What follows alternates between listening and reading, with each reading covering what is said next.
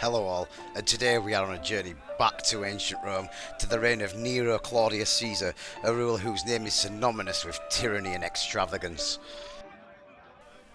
Nero ascended to the throne in 54 AD, becoming the fifth Roman emperor at just 17 years old. His path to power was paved with poisons and plots, as his mother Agrippina's machinations saw the untimely end of the Emperor Claudius and his own son Britannicus. Agrippina's grip on Nero tightened, but her son's ambition knew no grounds. Her influence waned, and her life ended on Nero's command, her demise as dramatic as her life. Nero's rule was marked not only by matricide, but also by the tragic fates of his wives. Octavia, once cherished, was discarded and executed on false charges of infertility.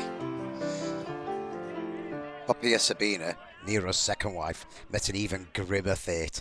In the fit of rage, Nero's kick brought an end to Poppaea and their unborn child. The Great Fire of Rome in 64 AD remains one of Nero's most controversial legacies.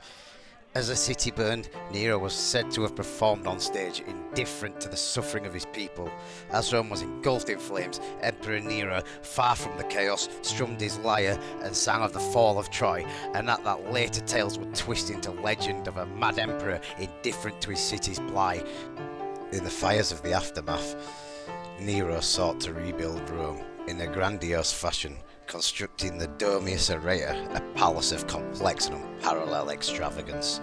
The Domus Aurea was a marvel of luxury, a palace where Emperor Nero basked in splendour, with gilded ceilings, gem-encrusted walls, and expansive gardens, a true symbol of Roman grandeur. In its prime, the Domus Aurea was a breathtaking spectacle of wealth and power, where every surface gleamed, where every room was a canvas for artistic genius. Yet it was the Christians who bore the brunt of Nero's wrath, accused of starting the fire. Their persecution was brutal and served as entertainment for the emperor. Crucifixions, maulings, and human tortures.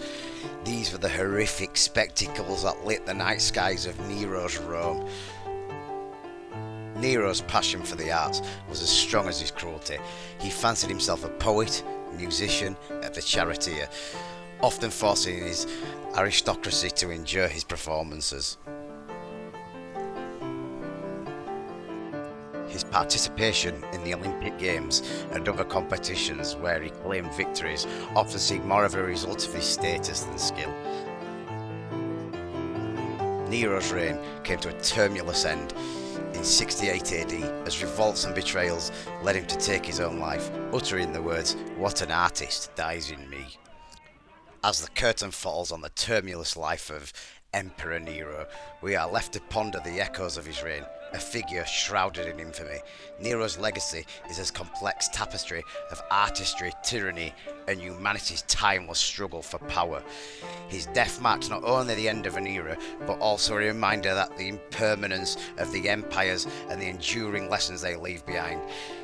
As we bid farewell to Nero, let us reflect on the stories of history, the rulers who shape it, and the people who are often caught in its wake.